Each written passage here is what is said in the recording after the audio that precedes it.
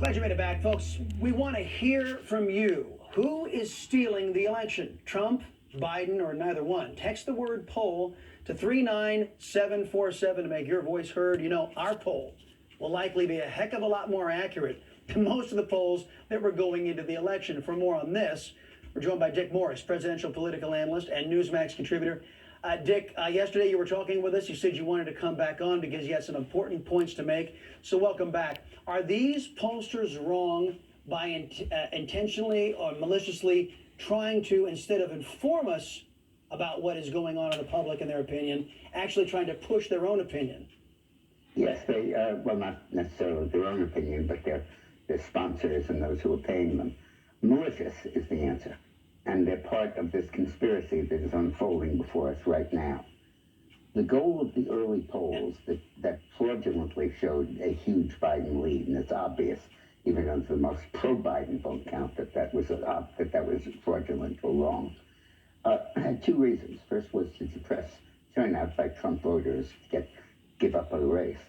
But more importantly, it was to set the bar for what a Biden victory could look like in that state.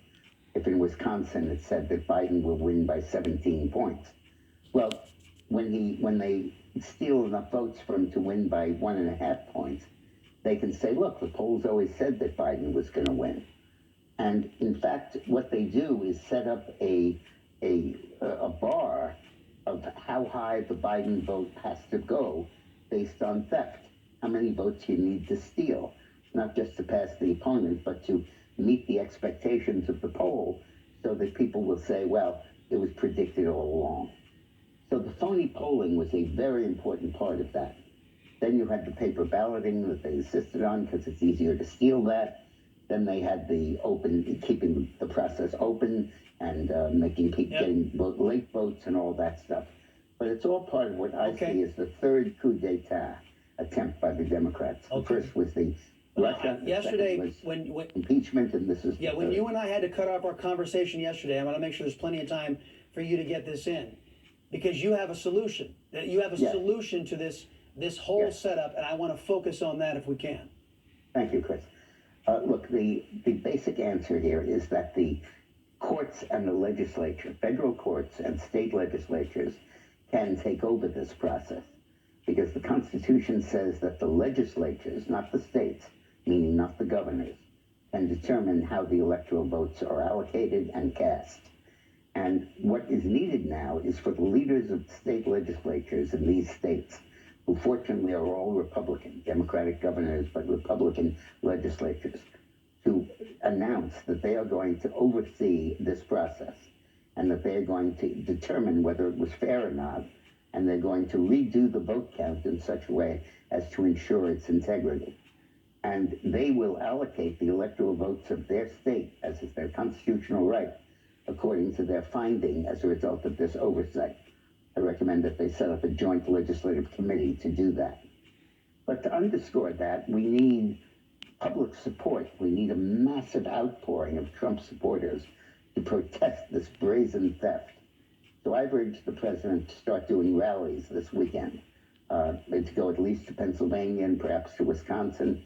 He's very tired. He's a little hoarse, but, you know, he's got one more good round in him. And I think he should get tens and tens and tens of thousands of people to demand that the election not be stolen. While all this is happening, we need to get it before the federal courts. The state courts are largely elected in these states and controlled by Democrats. Soros dumped a ton of money into these races, particularly North Carolina and Michigan, with a view to adjust this voter fraud. And the idea was to elect a Democratic Supreme Court in each state, and they did, toppling a Republican court, spending 10 times the money. In North Carolina, they even put a third candidate on the ballot to siphon votes away from the Republican. What we need to do is get this before the federal court, largely on an equal protection argument, and have them intervene and ultimately have it go to the Supreme Court. Now, when you combine our ability to perhaps win today with the ability to win in the future, as I'm saying, there's a very good chance that Donald Trump will remain as president. Okay, now there's just one, actually several issues that we would run into. You talked about massive public support.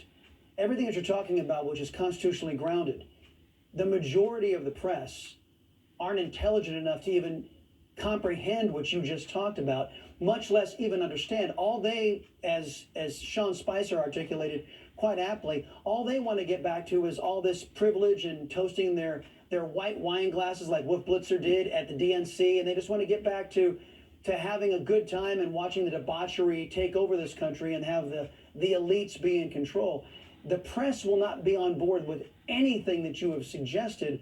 So how do we get them out of the equation aside from having Newsmax with its continued massive growth? We do not need the press. We simply need the rallies that Trump is going to have. And the crowds are too big for anyone to ignore. And the uniqueness of having a rally after the election to demand an honest count will guarantee that it attracts attention. Now, if there's one thing the election day turnout of 80% in some places demonstrated, it was the enthusiasm and the commitment of the Trump supporters. We now need to mobilize that and harness that to create a countrywide movement to revolutionize this process and demand that be taken away from the corrupt people.